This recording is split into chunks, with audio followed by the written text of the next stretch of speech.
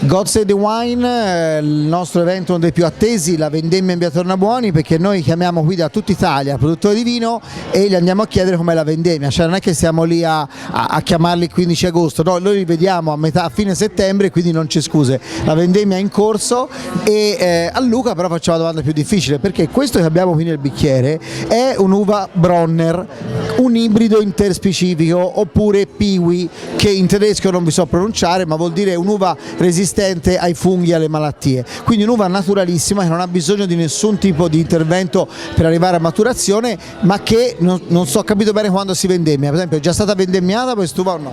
È già stata vendemmiata da poco, è finita da poco la vendemmia, è il secondo anno che facciamo questo vino.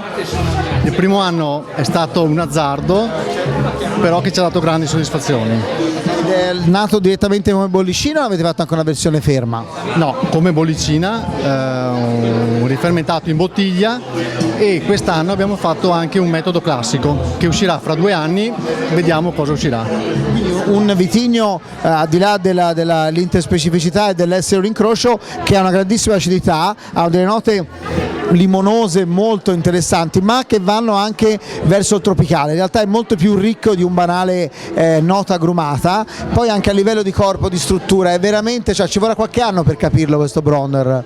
Sì, sta evolvendo questo vino, sta evolvendo e fra qualche anno sarà diverso. Hanno stimato comunque una durata di 5-6 anni di questo tipo di vino in bottiglia.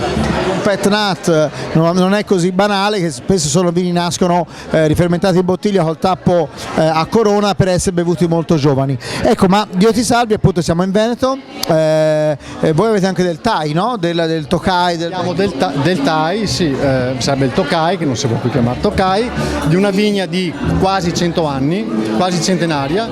Facciamo, questo Thai è affinato in botte di rovere e rispetto al classico Thai è molto più corposo e profumato. Quindi adattissimo all'autunno. Ma pensando all'autunno e ai loro abbinamenti, in caso di Dio ti salvi, cosa andiamo a berci quest'autunno che dovrebbe fare un po' più fresco? Berrei un Blue Notte, che è un Merlot e Cabernet Franc al 50%, che arriva dai nostri vigneti che abbiamo sui Colli Ugani, quindi terreni vulcanici e affinato in cemento. Una bella combinazione, toni affumicati, fruttati.